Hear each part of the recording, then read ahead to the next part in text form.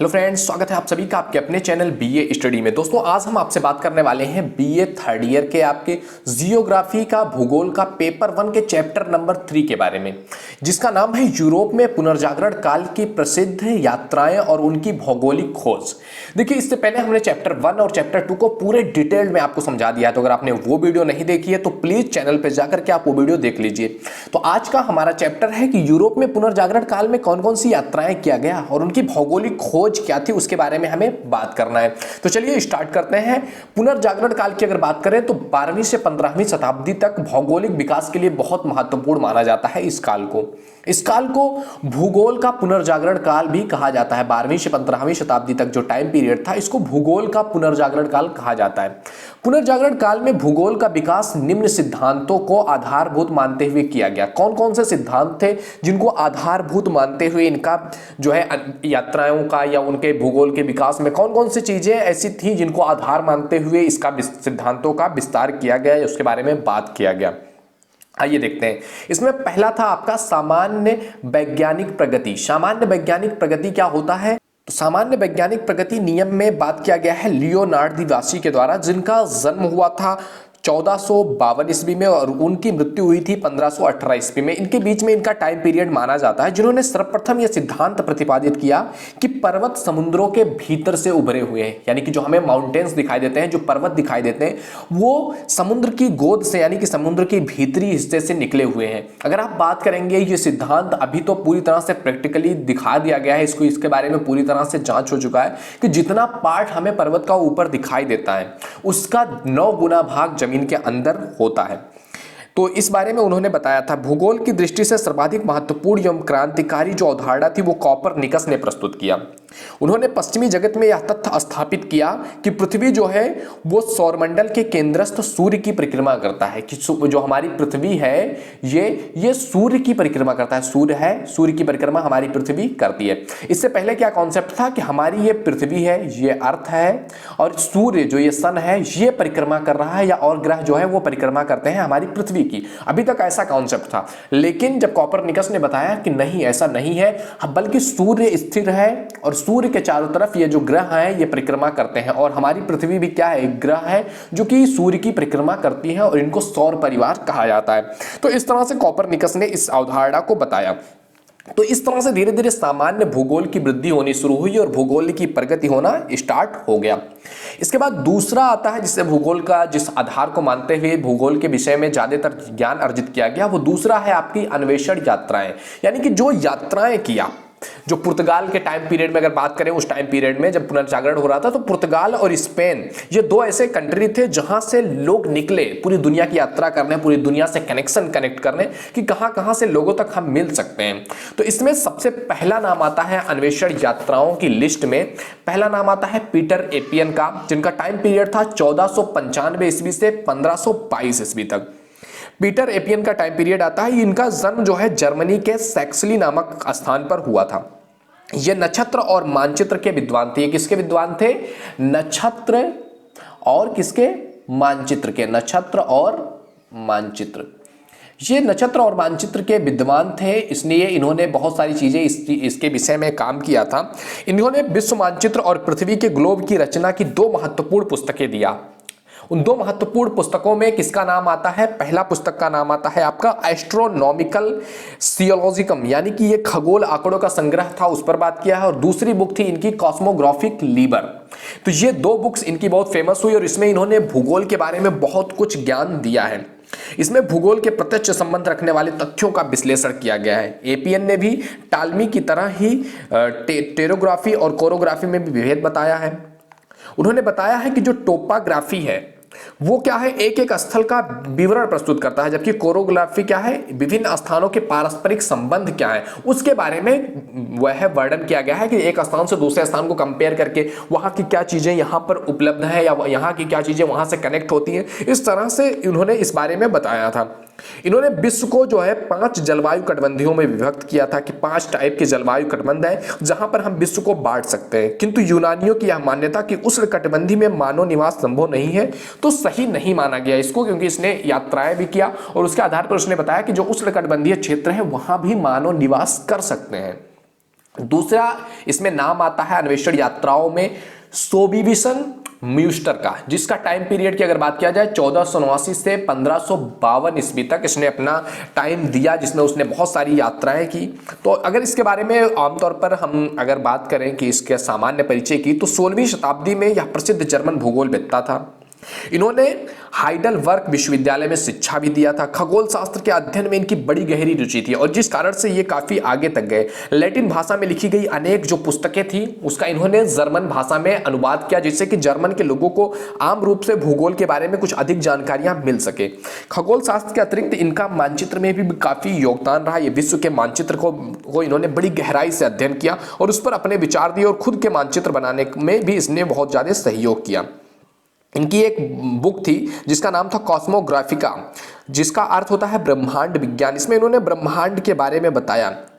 इस पुस्तक को कुल इन्होंने 8 खंडों में बांटा। प्रथम खंड में इन्होंने ब्रह्मांड का सामान्य परिचय दिया, जबकि अन्य 5 खंडों में पृथ्वी के मुख्य स्थल खंडों के बारे में बताया कि 5 कौन कौन से स्थल खंड है पृथ्वी का। इन्होंने बताया कि 5 पृथ्वी पर स्थल खंड है जो काफी इंपॉर्टेंट है, तो उसके बारे में इन्होंने डिस्कशन किया इस बुक में अपने।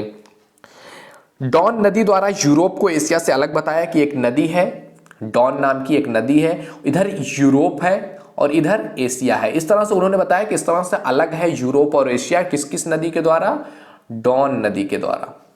तो इस बारे में उन्होंने अपनी राय रखी तथा एशिया और अफ्रीका के बीच एक नदी को स्थित पाया कि एशिया है और अफ्रीका अगर जो है उसके बीच में भी एक नदी है। एशिया भी है और अफ्रीका है, इसके बीच में भी क्या है, एक नदी है। यानी कि नदियों से इन्होंने बांटा है इस चीज को। तो इसके बाद अगर आगे बढ़ते हैं तो आगे तीसरी यात्राओं के बारे में आता है आपका ओर्टियस, जिसमें इन्होंने 1592 से लेकर के 1632 ईस्वी तक योगदान दिया भूगोल के क्षेत्र में। इसमें इन्होंने बहुत सारी यात्राएं की और उन यात्राओं को इन्होंने अपनी बुक्स में समेटा और इन बुक्स के आधार पर लोगों को बहुत सारी जानकारियां भूगोल के विषय में उस टाइम पीरियड पर मिलती रही हैं। इनकी जो बुक थी वो एक बहुत ही फेमस बुक थी इंट्रोडक्शन टू यूनिवर्सल जियोग्राफी नाम से इन्होंने एक पुस्तक छापा, जिसको 6 खंडों में विभक्त किया और बाद में इसका 1939 ईस्वी में फिर से अनुवाद किया गया और फिर से यह पुस्तक इंग्लिश वर्जन में छपी, जिससे कि बहुत सारी ख्याति इनको मिली, बहुत सारे लोग इनके बारे में इनके कॉन्सेप्ट को जानने लगे। इसमें पृथ्वी को ब्रह्मांड के केंद्र माना गया था। इसमें इन्होंने पृथ्वी को क्या माना था कि पृथ्वी जो हमारी अर्थ है ये ब्रह्मांड का केंद्र है और सारे ग्रह इसके आसपास चक्कर लगाते हैं आसपास। तो इस तरह से इन्होंने पृथ्वी को क्या माना था कि ये हमारे जो ब्रह्मांड है उसका सेंटर पॉइंट है। इससे स्पष्ट होता है कि इन्हें कॉपरनिकस के कार्यों की जानकारी नहीं मिली थी। यानी कि इससे स्पष्ट होता है कि इनको कॉपरनिकस ने जब बता दिया था कि पृथ्वी नहीं बल्कि सूर्य स्थित है और सारे ग्रह उसके चक्कर लगाते हैं, यानी कि इनको कॉपरनिकस की जो खोज किया था कॉपरनिकस ने उसके बारे में इनको जानकारी नहीं थी। इस पुस्तक में यूरोप महाद्वीप और 5 खंडों में विश्व के अन्य भागों की नवीनतम जानकारी प्रस्तुत किया है इन्होंने। आइए आगे बढ़ते हैं। अगली जो बात है वो आ जाती है बात किसकी, कॉपरनिकस की। 1475 से 1543 ईस्वी, यानी कि इनसे पहले जो ऑर्टियस थे इनसे पहले ही इन्होंने खोज कर दिया था कॉपरनिकस ने कि पृथ्वी जो है वो स्थिर नहीं है बल्कि सूर्य स्थिर है और पृथ्वी चारों तरफ चक्कर लगाती है। पर उनको इस बारे में नॉलेज नहीं था, इस बारे में उनको पता नहीं था कि कॉपरनिकस ने यह सिद्धांत प्रतिपादित किया है। अगर बात करें कॉपरनिकस की तो इनका जन्म पोलैंड में हुआ था, लेकिन इनकी जो शिक्षा थी और वैज्ञानिक जीवन था वो इटली में व्यतीत हुआ। वो अपने समय का बहुत ही महान खगोल शास्त्री और गणितविद साबित हुए। वो इटली के कैथेड्रल के उच्च धर्माधिकारी थे। फिर भी उन्होंने चर्च के जो तकियानुसी विचार थे उसका कभी भी समर्थन नहीं किया। जो भी चर्च के तकियानुसी विचार थे कि जो लिखा हुआ है वही सही है, इसका इन्होंने कभी भी समर्थन नहीं किया। जो उनके माइंडसेट में था कि कुछ चीजें हैं जिसका मुझे खोज करना है, उस पर इन्होंने दिन रात मेहनत करके खोज किया। तो इसके बारे में यूनानी विद्वान जो थे चार्ल्स, उन्होंने सूर्य को केंद्र में स्थित माना था, लेकिन बाद में सभी विद्वानों ने कहा कि नहीं, पृथ्वी केंद्र में स्थित है। इनसे पहले कॉपरनिकस से पहले एक विद्वान थे जिनका नाम था चार्सल नाम के विद्वान ने माना था कि हाँ, सूर्य जो है बीच में स्थित है और सारे ग्रह जो है पृथ्वी हो गया और बुध शुक्र मंगल ये सब क्या कर रहे हैं, सूर्य के चारों तरफ चक्कर लगा रहे हैं। बट इनकी जो कॉन्सेप्ट था इसको चार्ल्स के कॉन्सेप्ट को गलत मान लिया गया था और इसी के कॉन्सेप्ट पर फिर से काम करना शुरू किया कॉपरनिकस ने। और जब कॉपरनिकस ने इसको प्रूव करके दिखाया तो लोगों ने माना कि हाँ, पृथ्वी जो है वो चक्कर लगाती है किसका, सूर्य का, यानी कि सूर्य स्थित है, सूर्य के परिवार का ही एक हिस्सा है पृथ्वी भी। ओके, तो बताया गया कि ये सारी चक्कर लगाते हैं और सूर्य जो सन है वो स्थित होता है। तो इस तरह से कॉपरनिकस का सबसे महत्वपूर्ण कार्य यही था। आइए आगे बढ़ते हैं। अगला नाम आता है गैलीलियो का। टाइम पीरियड 1564 से 1632 ईस्वी तक। इसका अगर सामान्य परिचय की बात किया जाए तो इनका जन्म इटली के पीसा नगर में हुआ था। जो संपन्न परिवार और बहुप्रतिभाशाली ये विद्वान थे। उसने नवीन उपकरणों का आविष्कार किया और उसने पहली बार भौतिकी में उत्प्लावन तुला की खोज की। दीवार घड़ी का नमूना उसने चर्च में जलते हुए जो दिए देखे, उसके अनुसार उसने दीवार घड़ी के बारे में अपनी राय रखी और दीवार घड़ी को बनाया। तापमान बढ़ने के लिए, जो तापमान होता है टेम्परेचर, उसको पढ़ने के लिए तापमापी का भी आविष्कार गैलीलियो ने किया। लेकिन गैलीलियो के जो सबसे महत्वपूर्ण आविष्कार था, जिसके लिए गैलीलियो को याद किया जाता है, वो आविष्कार क्या था? दूरबीन। दूरबीन के आविष्कार के लिए गैलीलियो को बहुत ज़्यादा सम्मानित, बहुत ज़्यादा ख्याति मिली, क्योंकि इससे इन्होंने जो अंतरिक्ष की चीज़ें थी जिस पर धर्माधिकारियों का कब्जा था, कि वो जिस चीज़ को बता देते थे, जो पोप होते थे जिस चीज़ के बारे में बात कर देते थे, लोग उसी को मान लेते थे। लेकिन जब इन्होंने खोजा, इस यंत्र का आविष्कार किया, तो उन्होंने इसमें कई बार सुधारा और फिर उसने देख करके बताया इससे कि हम जो चंद्रमा देख रहे हैं, जो हमें खूबसूरत चंद्रमा दिख रहा है, ये जो है इसका जो धरातल है वो एक जैसा नहीं है, यानी कि सरपट नहीं है, बल्कि उसमें विषमताएं हैं, कई जगह बड़े बड़े गड्ढे हैं, पर्वत हैं, इस तरह से उन्होंने बताया। तो इनका जो यंत्र था, इसको बहुत सारे लोग, यानी कि जो वहाँ के धर्माधिकारी थे, उसको भूतों का यंत्र कहते थे और इसे मानने से इनकार करते थे कि इसमें देखना नहीं है, ये भूतों का यंत्र है, ये हमारे ईश्वर ने इसको मनाही किया है, इसको नहीं देखना है, ऐसा धर्माधिकारियों का मानना था उस टाइम पे। 1610 ईस्वी में नक्षत्र ज्ञान, 1632 ईस्वी में विश्व पद्धति की विवर्णिकी नामक पुस्तक का इन्होंने लॉन्च किया और बताया, जो यूरोप में 1700 ईस्वी में प्रमाणित पुस्तक मानी गई। और 1623 में गैलीलियो ने कॉपरनिकस द्वारा जो प्रस्तुत किया गया था कि सूर्य जो केंद्र में स्थित है, इसको भी इन्होंने सपोर्ट किया। गैलीलियो ने कॉपरनिकस का जो सिद्धांत था उसको भी इन्होंने क्या किया? सपोर्ट किया। तो इस तरह से कॉपरनिकस का जो गैलीलियो का टाइम पीरियड था बीता। इसके बाद आता है नाम अगला केपलर जोन्स का। केपलर जोन्स का नाम आता है टाइम पीरियड 1571 से 1630 ईस्वी तक। ये जर्मनी के एक प्रसिद्ध नक्षत्र शास्त्री थे। उसने कॉपरनिकस के कार्यों को आगे बढ़ाया। जो कार्य कॉपरनिकस ने किया था, इन कॉपरनिकस के कार्यों को क्या किया इसने, जो केपलर जोन्स था, उसने इनके कार्यों को आगे बढ़ाया। उसने ब्रह्मांड और ग्रह के संबंध में एक पुस्तक लिखी और उसने पहली बार बताया कि सूर्य भी अपनी कीली पर घूमता है। अभी तक क्या था? कॉपरनिकस ने बताया था सूर्य क्या है? स्थिर है। लेकिन इसने बताया कि सूर्य जो है वो भी अपनी एक अक्ष है, एक कीली है, और उसी पर क्या कर रहा है? ये घूम रहा है सूर्य भी। ऐसा उन्होंने पहली बार बताया।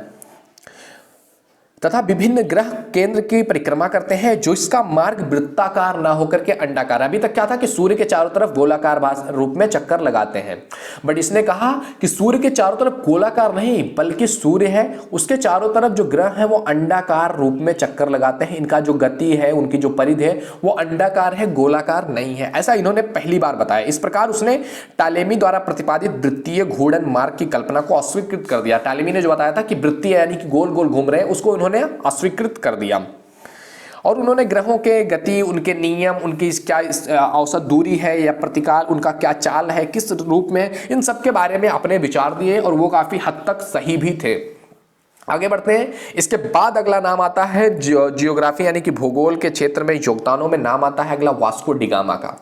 1660 से 1524 ईस्वी तक इसका टाइम पीरियड था और ये पुर्तगाल का एक बहुत ही फेमस और बहुत ही बहादुर समुद्र यात्री था।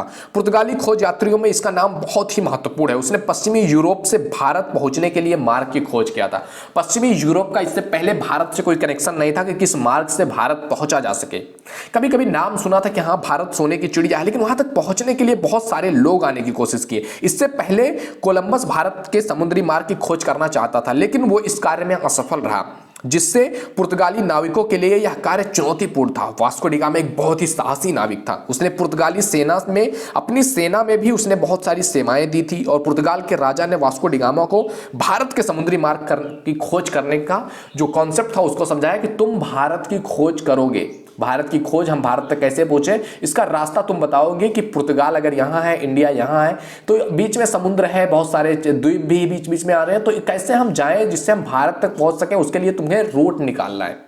वास्को डी गामा यहाँ था और उससे यहाँ उसे भारत तक पहुंचना था। उसने बहुत सारी यात्राएं की। 170 नाविकों के साथ वो 1497 ईस्वी में निकला। उसके पूर्व बहुत सारे लोग गए थे बट उस वहां तक पहुंच नहीं पाए थे। उसकी जहाजी बेड़ाएं कई जगह पर पहुंचे, कई जगह पर वो गया। वो कभी एक बार अटलांटिक महासागर के दक्षिणी पश्चिमी दिशा में भी पहुंच गया था, जहां वो अज्ञात हो गया। उसे कुछ चीजें पता ही नहीं चल रही थी कि कहां पर जाए। उसकी जो जहाजी बेड़ा था वो हवा में फंस करके, तूफान में फंस करके दिशाहीन हो गया और लंबी और थकाऊ यात्रा के कारण कई सारे नाविक बीमार हो गए, कई लोगों की मृत्यु भी हो गई। लेकिन वास्को डी गामा ने हिम्मत नहीं हारा और वो लगातार चलता रहा 23 दिन में। वहां 23 दिन में अरब सागर पार करके भारतीय नौ सैनिकों की सहायता से उनका जहाज दक्षिण का जो पश्चिमी तट था 20 मई 1498 को कालीकट में पहुंचा और भारत में 3 माह निवास करने के बाद फिर से वो अपने यहां गया और उसने इस रास्ते का, इस मार्ग की खोज की कि हाँ, भारत भी इस दुनिया में एग्जिस्ट करता है और भारत में ये चीजें हैं, ये चीजें हम भारत से ले सकते हैं। तो उसने इस रूट की खोज कर दी। अब इसके बाद आइए आगे बढ़ते हैं। अगला नाम आता है कोलंबस का। कोलंबस का नाम 1451 से 1502 ईस्वी के बीच आता है। इसका जन्म 1451 में हुआ था इटली के जिनेवा में। इसका जो परिवार था एक निर्धन जुलाहे का परिवार था। जुलाहे के परिवार में यह पैदा हुआ था। वह एक प्रशिक्षित और कुशल नाविक था। उसे नई दुनिया यानी कि अमेरिका की खोज करने का श्रेय दिया जाता है। कहा जाता है कि कोलंबस निकला था भारत की खोज करने के लिए, लेकिन वो भारत नहीं पहुंचा बल्कि अमेरिका पहुंच गया। तो अमेरिका की खोज का श्रेय इसको दिया जाता है। कोलंबस को अपने जीवन में अनेक समुद्री यात्राएं करने का श्रेय प्राप्त है। उसकी सबसे महत्वपूर्ण जो यात्रा थी वो थी नई दुनिया की खोज के संबंध में।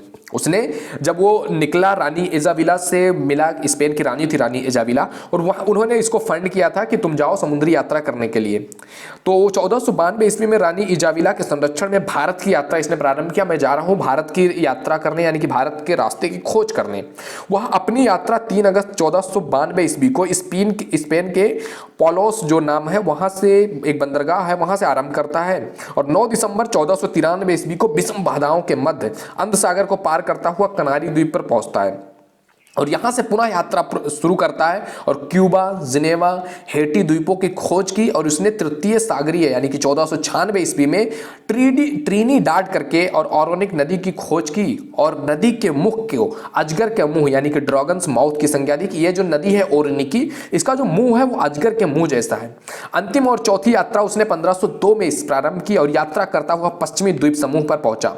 इस प्रकार उसकी महत्वपूर्ण यात्राओं द्वारा नई दुनिया के अनेक द्वीपों की खोज हुई और पश्चिमी द्वीप समूह पर पहुंचने पर कोलंबस ने वहां के निवासियों को देखा तो वो लाल रंग के थे। उनका जो कलर था वो रेड कलर का था। तो ऐसा जब उसने देखा तो उसने लाल रंग के आदिवासियों को रेड इंडियन यानी कि लाल इंडियन, रेड इंडियन कहकर के पुकारा। और कुछ समय बाद उसे पता चला कि ये भारत नहीं है बल्कि वो किसी और महाद्वीप पर पहुंच गया है। इसलिए उसने इस महाद्वीप को नई दुनिया का नाम दिया कि this is the new world. ये एक नई दुनिया है उसके लिए, क्योंकि उससे पहले किसी को भी अमेरिका के बारे में नहीं पता था। तो उसने जो खोज किया ये क्या थी, एक नई दुनिया की खोज थी। इसलिए इसकी खोज को क्या कहा जाता है कि ये नई दुनिया की खोज थी।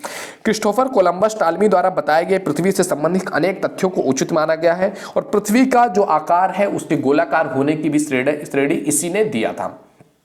इसके बाद और भी जो चीजें थी उसको हम किस भाषा में जानते हैं, किस रूप में जानते हैं, पुस्तक लेखन के रूप में। क्योंकि पुस्तकों के रूप में जिसने भी यात्राएं की, जितने भी ये महान यात्री थे, समुद्री यात्री थे या दुनिया की बहुत सारे भागों में जिन्होंने यात्राएं की, उन्होंने अपने एक्सपीरियंस को बुक्स में समेटा और बुक्स में लिख दिया, जिसके आधार पर हमें भौगोलिक ज्ञान मिलता रहता है पुस्तकों के माध्यम से। तो ये था हमारा आज का चैप्टर जिसमें हमने जाना पुनर्जागरण काल में किस तरह से भूगोल का विकास किया हुआ, कौन कौन से विद्वान थे जिन्होंने इसमें अपना योगदान दिया। तो आई होप ये वीडियो आपको काफी अच्छी लगी होगी। वीडियो पसंद आए तो लाइक जरूर कीजिएगा, पहली बार आए हैं तो सब्सक्राइब जरूर कीजिएगा, बेल आइकन हिट कीजिए ताकि आने वाली वीडियोस का नोटिफिकेशन आपको मिलता रहे। तो मिलते हैं आपसे अगले वीडियो में, तब तक के लिए जय हिंद, जय भारत, थैंक यू।